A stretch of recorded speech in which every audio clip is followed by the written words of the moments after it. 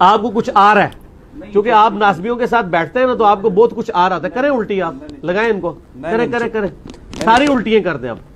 نہیں، میں صرف یہ کہہ رہا ہوں، آپ نے جس طریقے سے کہا کہ ابو بکر جو ہیں وہ کبھی یہ دعویٰ نہیں کریں گے، ہاں نہیں کریں گے، صحیح ہے، تو میں تو یہ کہہ رہا ہوں کہ حضرت علی نے بھی کبھی دعویٰ نہیں کیا کہ میں ابو بکر سے افضل ہوں، پھر تو کیا ضرورت ہی نہیں، وہ تو ایک ٹاپک لد ہے نا۔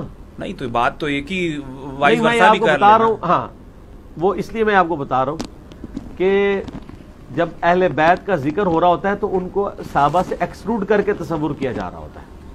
حضرت علی تو نہیں کریں گے، حضرت علی تو اور بھی کسی کے ساتھ نہیں کریں گے، وہ تو کہیں گے ومن احسن قولا ممن دعا الی اللہ وعمل صالحا وقال اننی من المسلمین، وہ ٹھیک ہے۔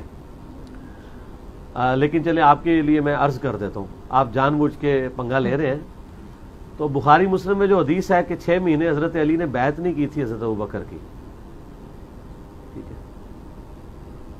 پھر حضرت فاطمہ کی وفات ہو گئی، بخاری مسلم کے الفاظ ہیں، حضرت علی نے پیغام بھجوایا حضرت ابوبکر کے لیے کہ آپ مجھے آ کے ملیں گھر آ کے، تو حضرت ابوبکر خود، حضرت علی خود چلے جاتے ہیں نا ان کے گھر۔ آپ ذرا اس کی انٹینسٹی کو غور کریں، کیا پنجاب کا وزیر اعلیٰ یہ کہے گا کہ پرائم منسٹر مجھے گھر آ کے ملو؟ تم جرت ہے اس کی یہ کہہ دے؟ اس جرت کے پیچھے کیا چھپا ہوا ہے؟ ہائے ہائے ہائے، لے جاؤ آج،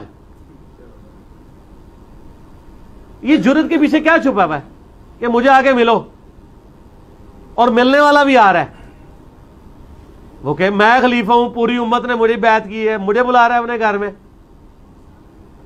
ان کی عاجزی اپنی جگہ ہے، لیکن حضرت علی کا جو ایکٹ ہے یہ کیا شو کر رہا ہے؟ ان کو پتا تھا اہل بیت کا سٹیٹس کیا ہے، اور پائی سد سکتے نے، انہوں نے گھر دین نازل ہویا ہے، ابو بکر نے دین قبول کیتا ہے نا، علی نے تو گھر دین آیا ہے، اور ساتھ کہا کہ کسی کو ساتھ لے کے نہیں آنا۔ اور حضرت عائشہ کے الفاظ ہیں بخاری مسلم میں کہ وہ عمر کے جانے کو ناپسند کرتے تھے حضرت علی، کیوں؟ ان کو پتا تھا کہ حضرت عمر شارٹ ٹیمپر ہے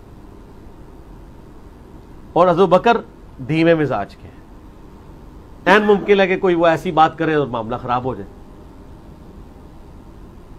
تو بخاری مسلم کے الفاظ ہیں کہ حضرت بکر آئے اور حضرت علی نے ان کو کہا کہ اے ابو بکر، جو اللہ نے آپ کو ہم پہ فضیلت دی ہے اس امر خلافت میں، ہم آپ سے کوئی حسد نہیں کرتے کہ آپ کو امت نے چن لیا، لیکن کیا اہل بیت رسول ہونے کے ناطے یہ ہمارا حق نہیں تھا کہ آپ بھی ہمیں بھی اس میں شامل کرتے اس مشورے میں؟ اس بات پہ حضرت ابوبکر صدیق رو پڑے۔ کیوں روئے؟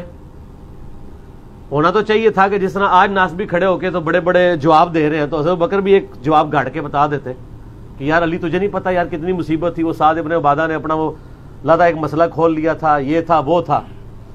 ان کو پتا تھا کہ جو کچھ بھی تھا یہ کچھ نہیں ہونا چاہیے تھا جو سقیفہ بنی ساعدہ میں ہوا ہے۔